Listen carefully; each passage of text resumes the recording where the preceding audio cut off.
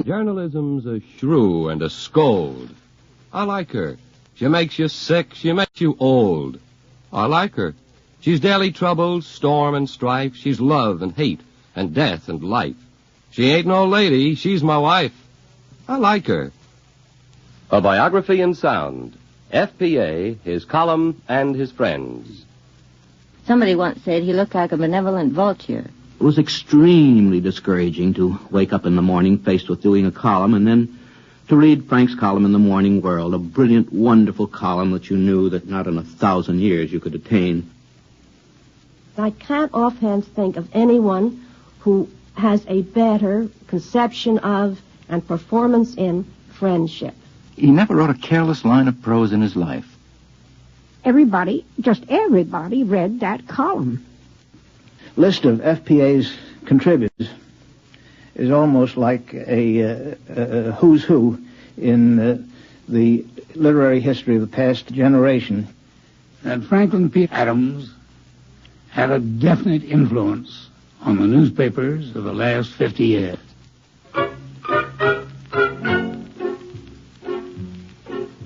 A wandering minstrel I, a thing of shreds and patches, of ballad songs and snatches, and dreamy lullaby. My catalogue is long through every passion ranging. This is a transcribed biography in sound of F.P.A., one of the most distinctive personalities of our times. A columnist, poet, journalist, author, wit, and member of the panel of Information Please. In his column of April 3rd, 1922, he wrote, "Saw to Mistress Margaret Swope's party. Very gay there, and we had a spelling bee, and I won easily, Deems Taylor being the only one that could give me any competition, and did some charades and all manner of rag, tag, and bobtail. Home at 3 in the morning, and so to bed." I remember many such evenings with Frank Adams, because he was always a great one for parties, for games, and for any kind of fun. Incidentally, this is Deems Taylor, one of the friends who would like to talk a little bit about Frank tonight. In 1901, young Franklin Pierce Adams of Chicago, Illinois, was an insurance solicitor. One February morning, he called on George Ade, a famous humorist of the period. He found Mr. Ade enjoying a breakfast at 11 o'clock in the morning, a breakfast including strawberries, which were not common in Chicago in the wintertime in 1901. And that's when he said, "A writer's life from me." His career began on the Chicago Journal in 1903. Then he came to New York to conduct a column called Always in Good Humor on the Evening Mail. This later became the famous Conning Tower. In 1911, he began a feature called The Diary of Our Own Samuel Pepys. This was a personal record in the style of the great English diarist who left us a fascinating record of his life and time in the 17th century. In F.P.A.'s column, which has been collected and published by Simon & Schuster, Frank Adams gave us a unique record of 3 decades of our own century.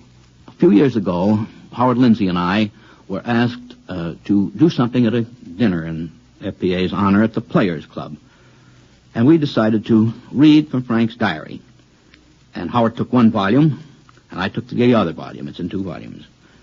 And I spent 2 days looking through this, absolutely fascinated, because this, I think, is the greatest record of our time that I've ever read. Now, this may be because I knew most of the people mentioned, but I think it reflects a great many things in the theater, in the world of art, music, and all of that sort of thing. And I think that anyone who really wants to know what went on from the turn of the century until Frank retired as a columnist has only to read that to get a wonderful picture. This is Russell Krauss. On April 19th, 1928, F.P.A. wrote in his diary, "So to the theater and saw a tenuous play, but sat next to Hilda Jackson and had a merry time holding her hand, much to the discomfiture of Russell Krauss, 35 of number 2267 North 15th Street, Upper Tooting, Kansas," unquote. Since then, Mr. Krauss has become an extremely successful playwright and member of the producing firm of Lindsay and Krauss. I believe that Franklin Pierce Adams, or F.P.A. as he was known to practically everybody who read and wrote in his heyday, contributed more to the lighter side of American literature than any single person of our time. not only what he himself did, but what he developed in others. I was kind of a victim of this in a way, because at part of the years that Frank was conducting his column, I had a column of I'll say a similar nature, because it in no way approached Frank's column, on the Evening Post. And it was extremely discouraging to wake up in the morning faced with doing a column and then to read Frank's column in the Morning World, a brilliant, wonderful column that you knew that not in 1,000 years you could attain. That was a wonderful page. It was practically entertainment in itself. The opposite editorial page, the op-ed page as it was called in the Morning World, Adams and Haywood Broun, who was then at his brilliant best, and the wonderful dramatic reviews by Alexander Wolcott and Allison Smith, Frank Sullivan's humorous column from time to time, and his contributions to Frank's column, the music column by Samuel Shotsonoff. Lawrence Stallings, I think, did most of the book reviews at that time. It was a wonderful, wonderful experience just to read that page in the morning. It was practically a day's entertainment, as I say.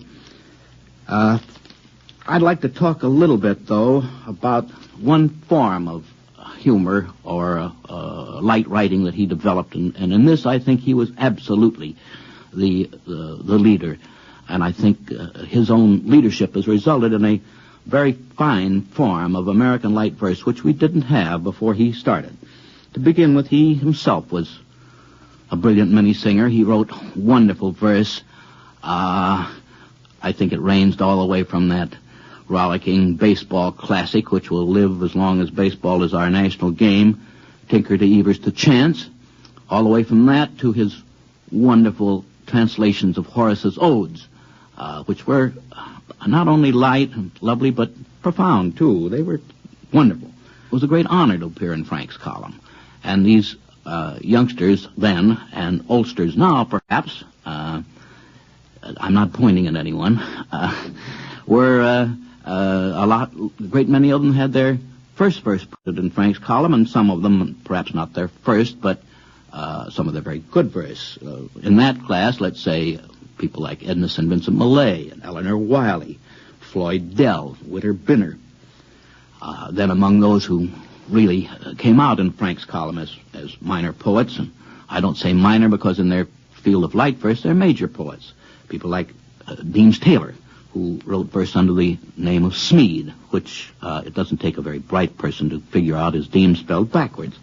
Dorothy Parker, Lee Wilson Dodd, William Rose Benet, Howard Dietz, who wrote under the name of Freckles, Newman Levy, who was Flaccus, and whose wonderful parodies on the opera, telling the rather heavy stories of grand opera in light verse. Just wonderful. They were later published in book form under the title of Opera Guide, G-U-Y-E-D.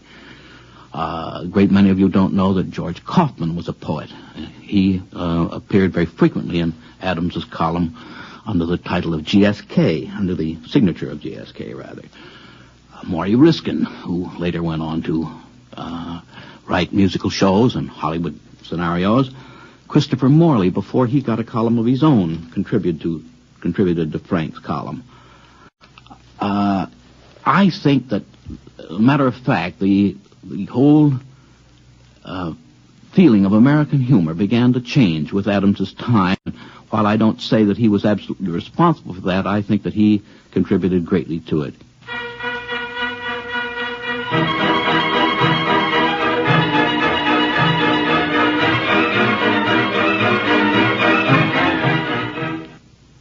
F.P.A. is a remarkable individual, partly because of his extremely wide range of interests.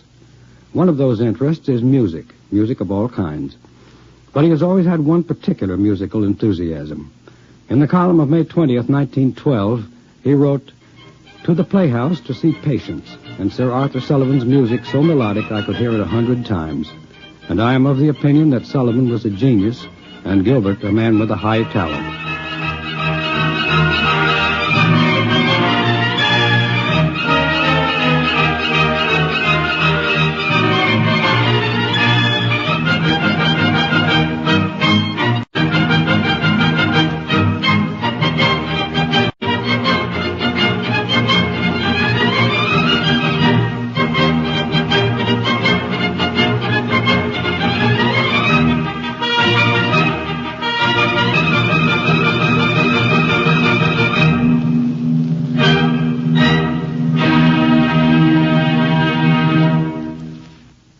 That's a bit of the overture from Patience, and all of the songs and snatches we're hearing are from Gilbert and Sullivan.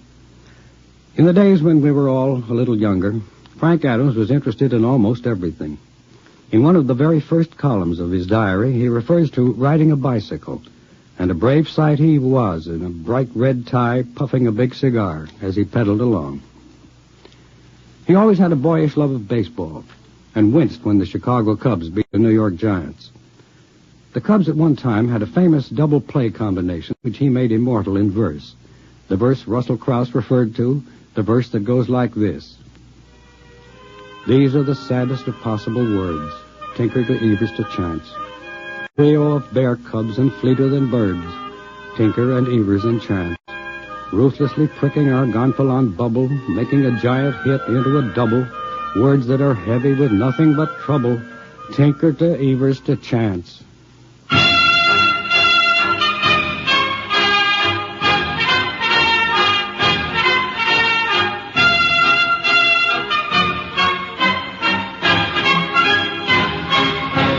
During the First World War, Frank served as an intelligence officer in Paris and wrote for the service magazine The Stars and Stripes. He also helped form the Thanatopsis Literary and Inside Straight Society, and this group continued to play poker far into the night in later years. And there was another game he played with desperate passion. There's no game in the entire category of sport that is so completely irritating and so upsetting as croquet. The tendency to cheat is always present, and the desire to knock the brains out of your opponents is never lacking. Wolcott was the worst. Harpo Marx was pretty bad.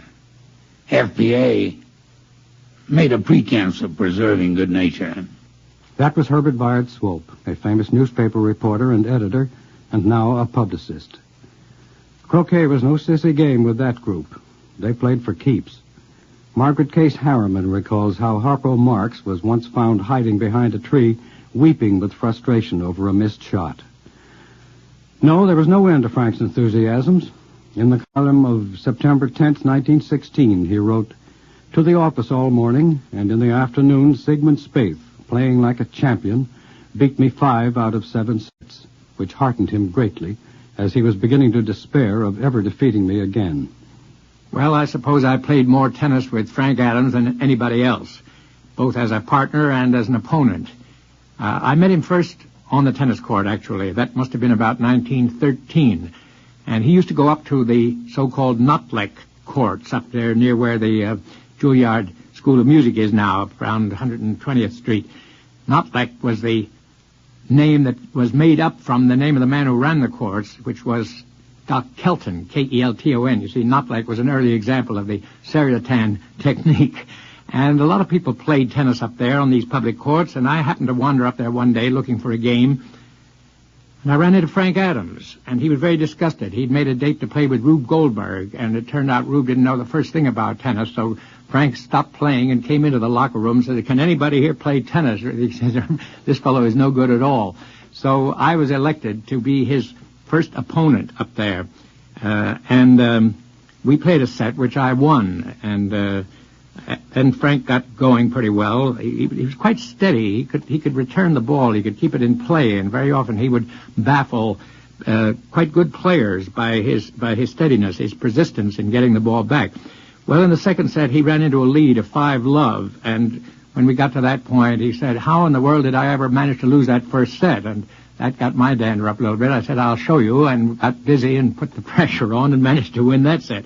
After that, we became very good friends and also very steady rivals, as well as doubles partners. We actually played in some of the tournaments around here. I might say right now that neither Frank nor I could have ever been considered a really good tennis player, but we were both enthusiasts. We got a lot of fun out of it. This is Sigmund Spaeth, a music critic who worked on newspapers with F.P.A. and perhaps best known as the tune detective. Frank's game consisted of practically one shot, which was a forehand drive, and when it came off, it was good. Whenever he had the ball on his right side, he would go all out for that forehand drive. He'd swing around and go completely off his feet if he missed it, which he did once in a while. In fact, that happened when the information pleas experts played an exhibition match out at Forest Hills in the stadium. They put them on there one year to play between matches, and it was not too funny because they were just good enough to make some impression as tennis players. They had Jack Kieran and Deems Taylor and Frank, and I'm not sure whether Fadiman played or not, but the best of the lot was Kieran. Kieran played a fair game. Deems wasn't bad. But Frank did his usual trick of swinging at the ball forehanded and missing it completely. Went completely around, and of course the crowd roared at that. They loved it. And as a result of our playing tennis so much, I think I appeared in the column just about as often as anyone. I was sure to appear in it if Frank beat me. And occasionally I appeared in it even when I beat him. This great gift of enthusiasm that Frank Adams had, of course, applied not only to tennis, but to all of his activities, and things which he might have done merely as an amateur, such as tennis, and I might include music, because he was a great musical enthusiast. He played the harmonica pretty well, and he loved to do it, and he loved to sing old songs. He knew the words of any number of songs, and he and I were always comparing notes as to the correct versions of My Mother Was a Lady, or If Jack Were Only Here, or The Little Lost Child, and some of these other songs which he would like to boom out in a deep bass, and I sometimes played the piano for him, and sometimes we just joined together in harmony, as it were. But I'm emphasizing that enthusiasm, which made what he did very attractive to other people. He had a great gift of making friends, of getting the best out of the people that he met. His Pepys diary sounded very often as though he were merely talking about the celebrities that came into his life, but actually it was much more than that. He would get the best out of them, and they would get something from Frank, which was an inspiration. And it still comes down again to this enthusiasm, which was the enthusiasm of a boy. He remained youthful, and I would imagine that today he has that same youthful spirit. He's no longer a young man, but Frank could never completely lose that enthusiasm which made him so successful.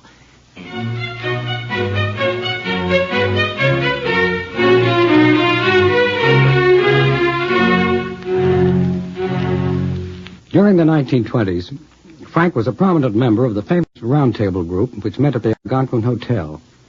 This was an informal luncheon group composed of many of the brighter and more impecunious wits of the period. On February 1923, F.P.A. wrote, "So to an inn for luncheon, and Frank Case told me about a cinema star noted for his parsimoniousness, who had gone to purchase a ring for his fiancée and had his finger crushed between two pushcarts." The Frank Case referred to was the owner and manager of the Algonquin Hotel at that time. This is his daughter, Margaret Case Harriman, who became a contributor to the New Yorker and other magazines, and a wit worthy of her background. You've all heard of the Algonquin Hotel, but it's a special place to me because my father, Frank Case, owned it, and I grew up there. I must have been a fast 9 or 10 years old when F.P.A. began coming there to see his friend Sam Merwin, the novelist. Although I've known F.P.A. most of my life, I still call him Mr. Adams.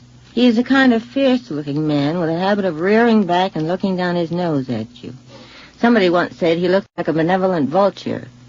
But as father and I came to know him, he turned out to be the kindest man in the world.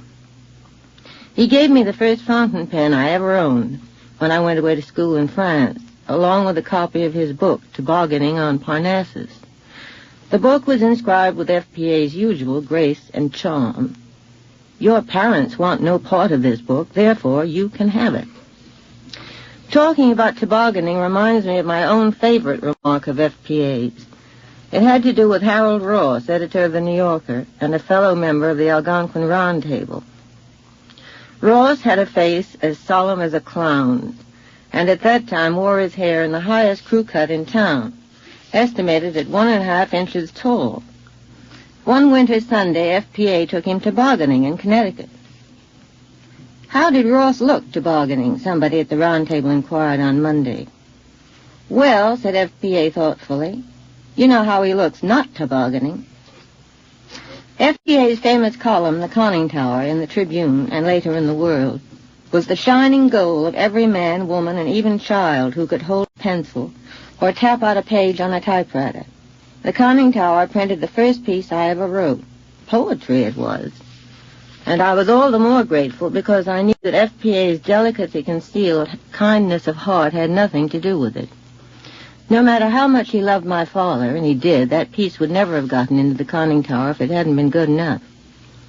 F.P.A.'s high standard of perfection was one reason my father enjoyed getting a laugh out of him, almost more than from anyone else in the Round Table group. Bob Benchley and Mark Connolly, for instance, laughed right along with you, or at least they chuckled when you were telling them something funny. Not so Mr. Adams. Mr. Adams actually stared at you down his nose and defied you to be funny. If what you said was funny, you got no more than an upward curve of the mouth, and maybe a pat on the shoulder. But your remark appeared duly credited next day in the conning tower. My father appeared more often than not in the conning tower, generally in F.P.A.'s diary of our own Samuel Pepys. Many of the things Father originally said have become part of the joke file of every comedian, and I hesitate to repeat more than a couple of them here. For example, when you hear a comic saying, "Time wounds, all heals," well, remember that Father invented it, referring to a certain gent who stuck him with an unpaid hotel bill.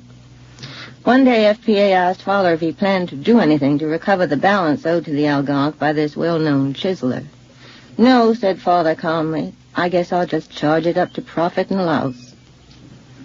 F.P.A. was often called the dean of the Algonquin Round Table in the early 20s, mainly because he had a steady job and was more solvent than any of the other members at that time.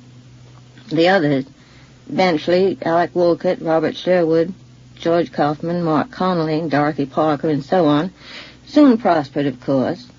Nobody ever got away with any highfalutin behavior with F.P.A. At one time, Alec Wolcott became so affluent that he moved into an elegant penthouse on the East River and grandly invited his friends of the Round Table to give him a shower of linen, china, and silver. F.P.A. complied, but managed to keep his standards of simplicity intact. What he contributed to Wolcott's linen, china, and silver shower were a handkerchief, a mustache cup, and a dime. Among all these pleasantries, F.P.A. kept up an unceasing warfare, personally and in his column, against anything that seemed to him to be shoddy, idiotic, or wrong. He was against illegible house numbers, dry sweeping of the sidewalks, the high cost of theater tickets, the improper use of who and whom, and on a more solemn note, the trial and execution of Sacco and Vanzetti. If F.P.A. liked what a writer wrote, and if the fancy took him, he also told the writer so. Possibly because he is by nature a reticent man, these words of praise were always brief, and sometimes deliberately ungrammatical. One time he stopped me in the Algonquin lobby after a piece I wrote had come out in some magazine, and he spoke to me 3 words. "You write good," said Mr. Adams. Those 3 words meant more to me than any flossier reviews from any chattier critic.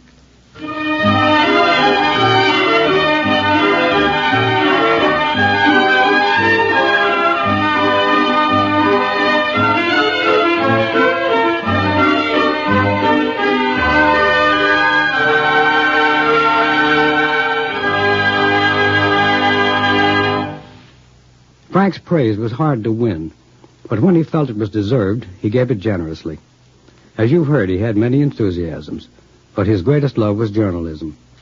At various times, his column, The Conning Tower, appeared in different New York newspapers, the Evening Mail, the Tribune, the World, the Herald Tribune, and the Post. But it is most identified with that old world in the glory days when Herbert Bayard Swope was the dynamic executive editor. On April 23, 1916, F.P.A. wrote, "To C.H. Swope, the gazetteer, who hath an illness in his throat, poor man. For his small daughter, Jane, I contracted my face to her great glee. But she says she doth find amusement in my features even when I make no effort to be droll." I'm very glad to be here because I feel that I'm discharging an obligation. Although I do recall what you have just now read, the misery in my throat. And as you may observe, and your millions of listeners do too, and I've still got it.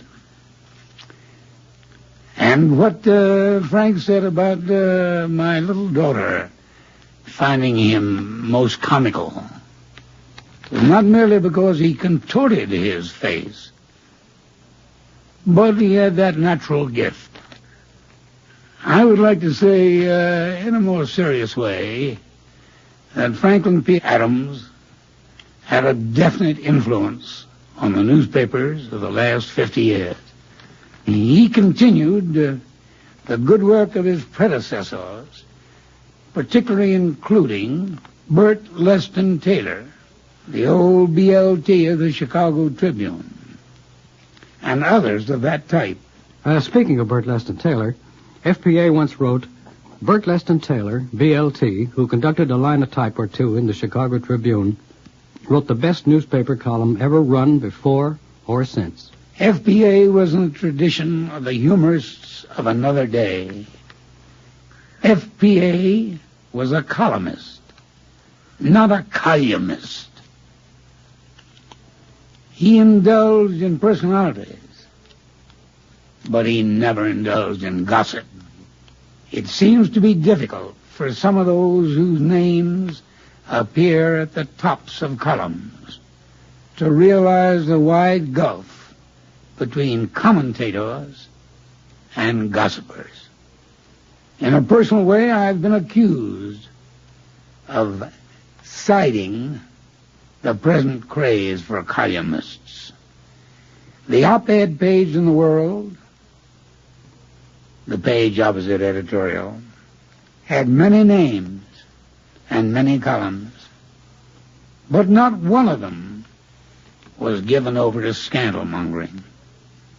Those names included F.P.A., Walter Lippmann, Alexander Wolcott, Haywood Broun, Deems Taylor, if I may include him in that galaxy, William Bolitho, Lawrence Stallings, Charlie Michelson, Dudley Nichols, and others who fitted in that class.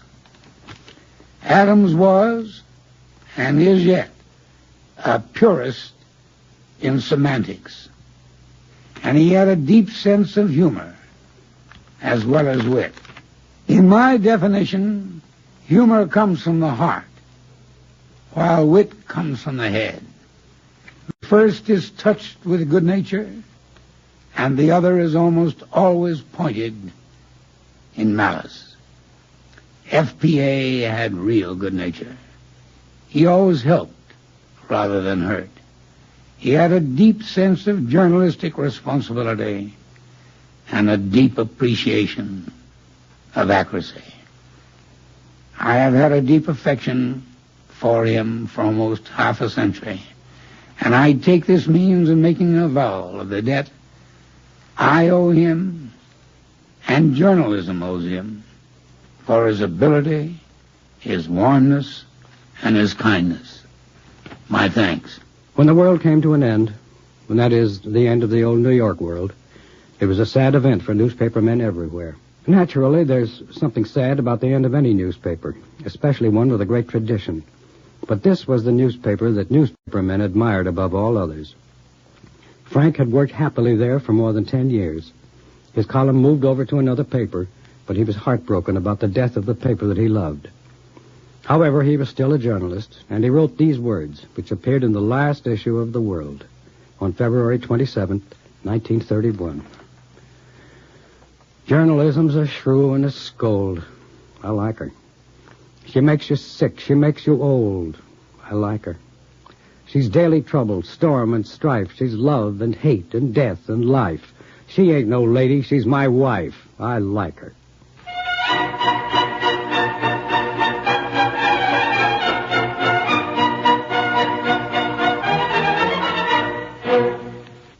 Biographies in Sound will continue after a brief pause for station identification. This is a Biography in Sound. F.P.A., his column, and his friends, with a commentary by Deems Taylor. For many of us, the Conning Tower column and the feature called A Diary of Our Own Samuel Pepys was a part of our lives for many years. As a matter of fact, we seemed to look over Frank Adams' shoulder as though he were writing the diary of our own lives. On May 4th, 1932, a young man named Fadiman read this about himself. So Clifton Fadiman came in, and we had a talk about fiction writing, and he's so amusing and truly comical that I wondered why he does not write books about things instead of things about books. But happily I was too vehement about saying so, forgetting my wife's adjuration about gentleness. But Lord, when I'm soft-spoken, nobody can hear me. I worked almost 12 years with him on Information Please. Some of you may remember that radio program. On that show, his wit was keen, it was exact, and, well, it was playful. That was it. He has the kind of mind that can be absurd without being undignified. Once during the course of one of the shows, on Information Please, that is, I had to warn the studio audience, not to help the experts by loudly whispering the answers. The audience is always smarter than the experts. And I had to warn the experts, too. I said very sternly, no eavesdropping, please. Then I remember Frank raised his hand. I said, yeah? He said, Adams dropping okay? People always talk about Frank Adams' memory. And it's a wonderful one, like John Kieran's. So it's a 1 in a million, I suppose. And the funny part of it is that the further back in his lifetime that his memory goes, the sharper and more precise it is. Well, he was particularly good at remembering old songs, old baseball players, even old jokes, too, though he prefers new-minted ones from his own inexhaustible mind. I'm a writer, first and foremost. That's really what I want to talk about in connection with Frank Adams, because he taught me and my whole generation so much. He never wrote a careless line of prose in his life, or a careless line of verse, for that matter. He was and remains a real stylist. He has a kind of respect for the English language that, well, not so many American writers possess. My generation used to read Frank Adams' The Conning Tower, not merely for fun, though Lord knows it was fun, but because nearly every day it contained a model of good prose or workmanlike verse. I don't suppose Frank has ever thought of himself as a professor or a teacher, but for my generation, at any rate, that's what he was.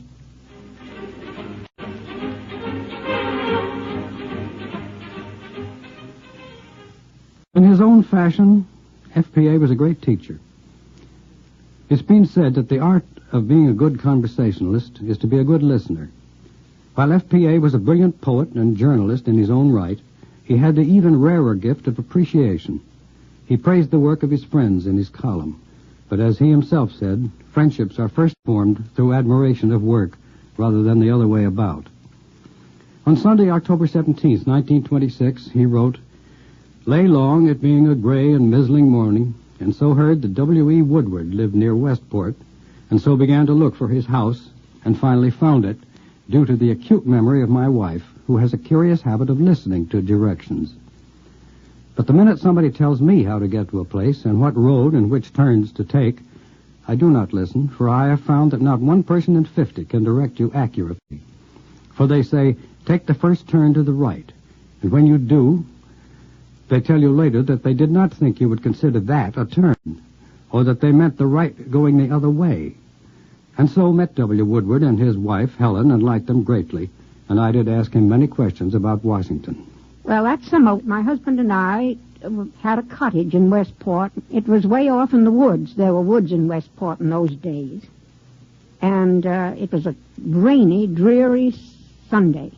The inside of our log cabin was dark, and the trees were dark, and it was pouring. And the phone rang, and the voice said, "This is Esther Adams, wife of Frank Adams, and we've just learned that you're in Westport, and Frank wants to meet Mr. Woodward. He's read his Bunk and Lottery and wants to know the man who wrote them."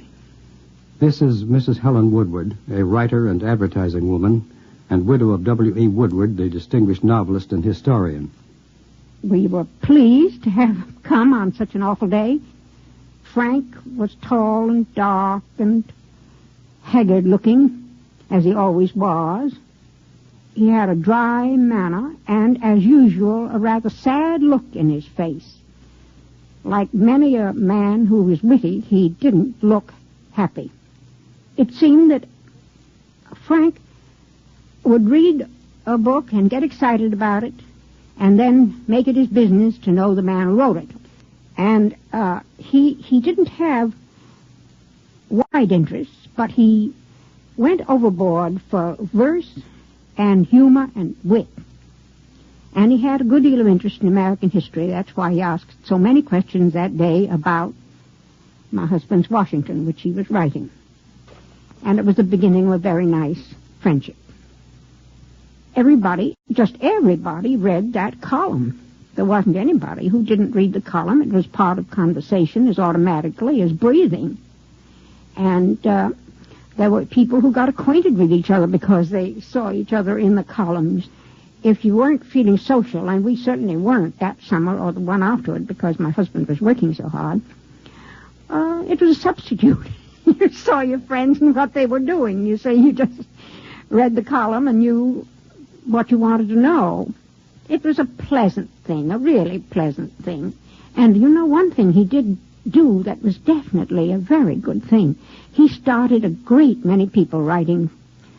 The first time that Frank came with Esther, we were astonished at his appearance. We expected somebody rather rubicund and round and gay, and he wasn't. He was haggard and dark and saturnine. Saturnine is the word that describes the way he looked and his manner and he didn't say many amusing things because I suppose he needed them. That's his soul goes.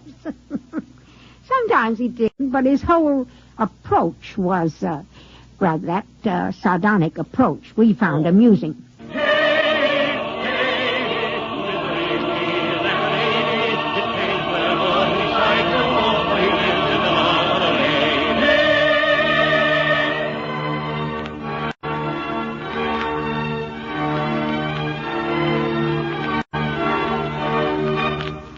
It's true, writing was hard work for Frank. He proved the old adage, the harder the writing, the easier the reading.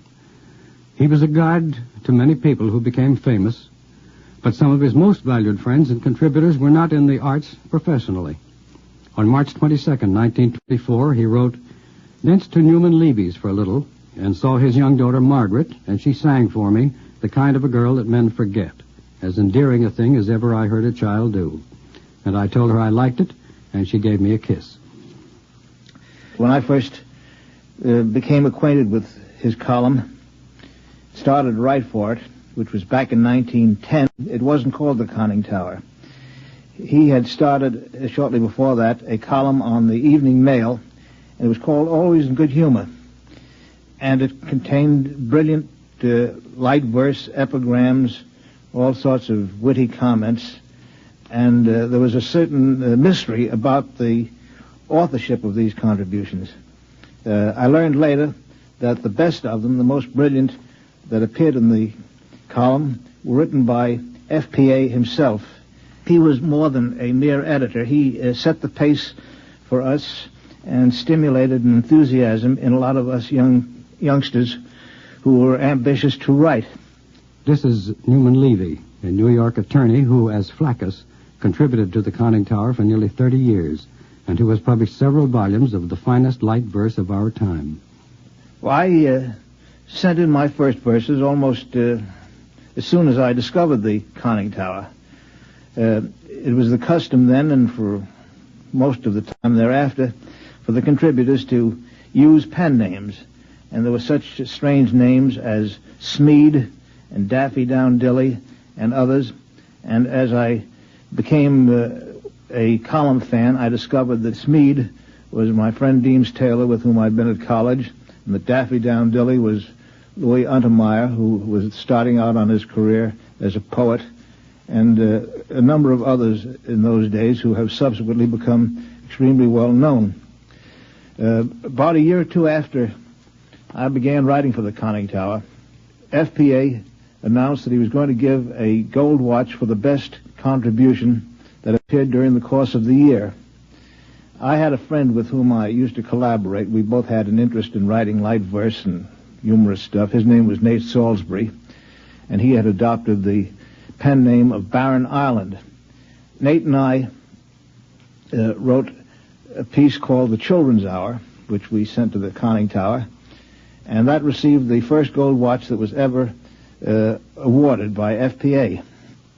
I may say that F.P.A.'s finances were not as good as they subsequently became, and he explained to us that these were not really gold watches because he had to buy two of them. He couldn't afford to buy two gold watches, so Nate and I each got a very nice gold-filled watch with an inscription in it.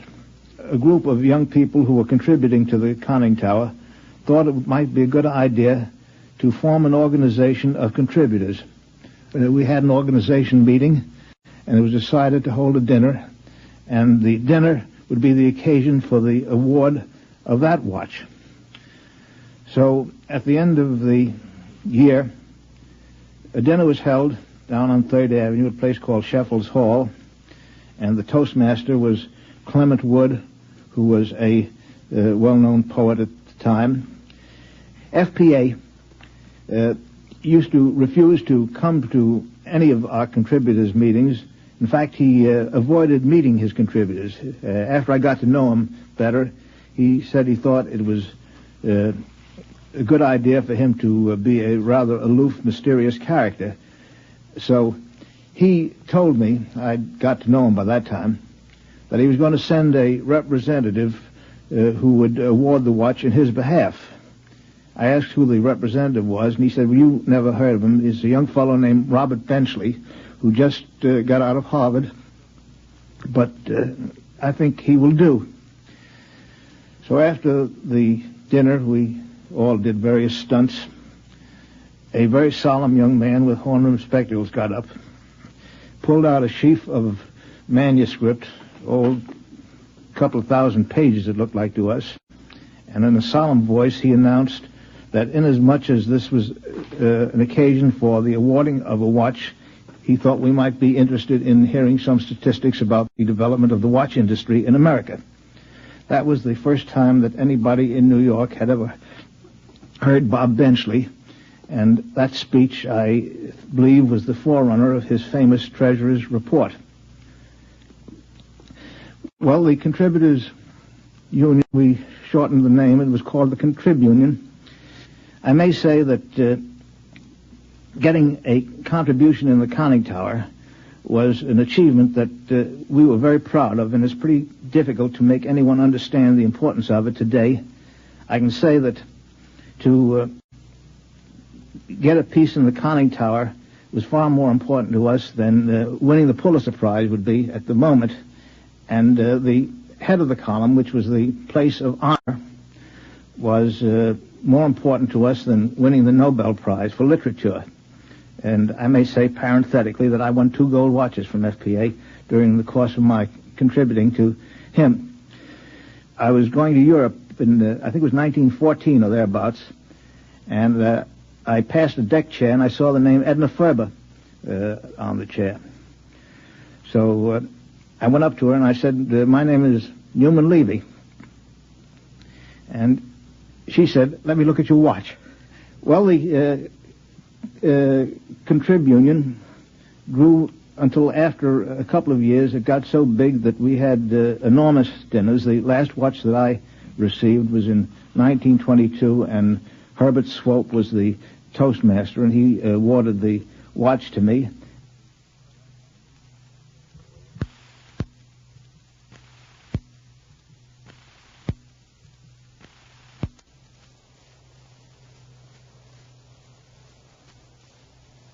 And practically every literary celebrity in New York was present at that occasion.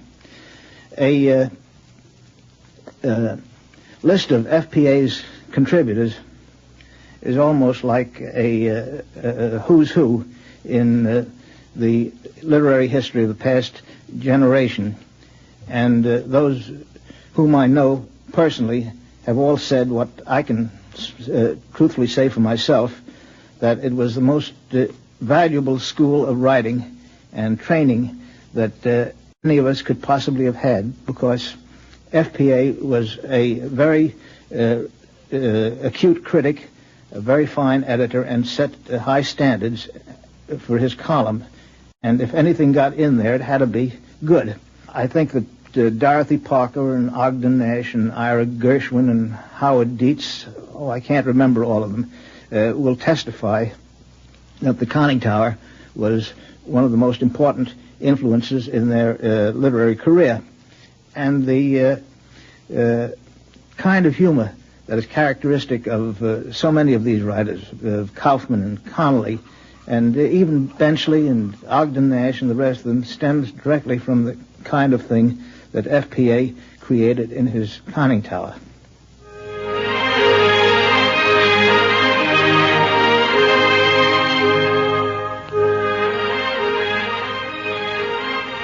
Frank Adams introduced many of us not only to other people, but to the wonder of words. He wasn't usually considered a sentimental man, and his wit often had a certain sting. Tonight we've heard several people refer to him as a poet.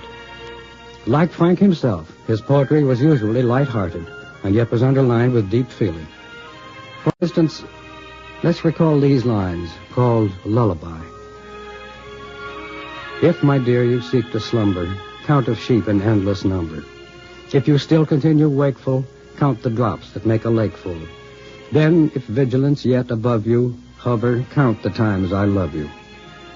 And if slumber still repel you, count the times I do not tell you.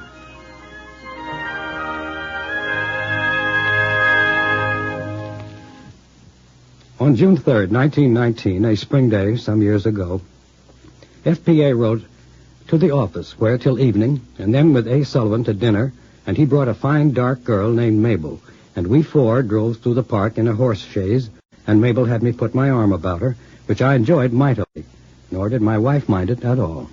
Some of Frank's friends were talking about him the other day, and someone said, well, you know, there's one thing about Frank. You can always count on him. You can always count on his being unpredictable. Well, that got a laugh, and it's true enough. But it occurred to me at that time, and that Frank, in one way, is a very consistent person. The way I know him best, and I should by now, is as a friend. This is Mrs. Mabel Sylvain, who had just come to New York at that time, and has since become an outstanding journalist, being now the editor of Woman's Day. And I can't offhand think of anyone who has a better conception of and performance in friendship. Frank goes all the way being a friend. Well, if you get in sort of a mix-up with someone, or you get in a tangle somewhere or other, and you're sort of upset, Frank doesn't have to hear both sides of the story. If there's only one side as far as he's concerned, that's your side. You're right, your side is right, and that's all there's necessary.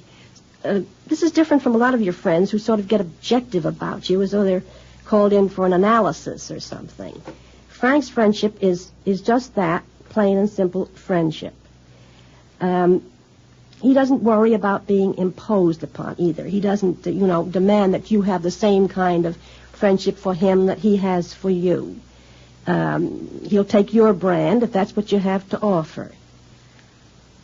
Being imposed upon, he said once, as I remember it, is the greatest waste of time there is.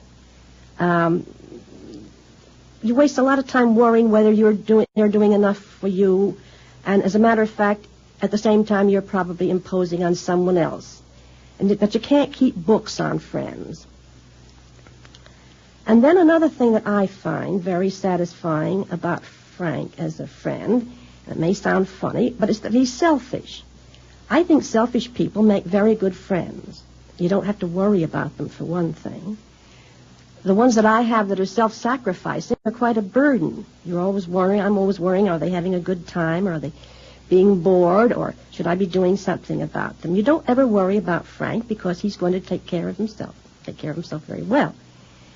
If he's at your house, he doesn't sacrifice himself to play a game he doesn't like, or sit around entertaining somebody or listening to them. If he's being bored, he just gets out. And that may not be Chesterfieldian exactly, but it is restful. And he makes good the same way if you're at his house, because He doesn't expect you to be entertaining. He doesn't expect to entertain you. He goes his way, and you go yours. And, well, I don't know. That's another advantage. You also know that he didn't invite you because he felt obligated to. He doesn't know anything about that. And he didn't invite you because he wanted to give you a good time specially. He does. But you're pretty sure that he wants you there. And that in itself is a nice beginning for a visit with anybody. I guess he has a lot of other sides, but whether any of them are more important than being a good friend, I wouldn't know, and I do think he's a very special kind of friend. F.P.A. has retired now as a columnist and journalist, but his diary of our own Samuel Pepys will always be a unique history of a period. His poems will linger in the minds of many of us and will be discovered in the future by youngsters who have never read his column and never heard his name. You've heard mention of his translations from the Latin, his translations from the Odes of Horace. In one of them, Horace addressed Melpomene, the Greek muse of tragedy, and asked for his own portion of immortality. This is the way Frank Adams translated the last lines. Come then, Melpomene, why not admit me? I want a wreath that is Delphic and green. 7, I think, is the size that will fit me. Slip me some laurel to wear on my beam. Okay, 1 laurel wreath, size 7, for F.P.A. A wandering minstrel I, a thing of shreds and patches, of ballad songs and snatches, and dreamy lullaby, and dreamy lullaby.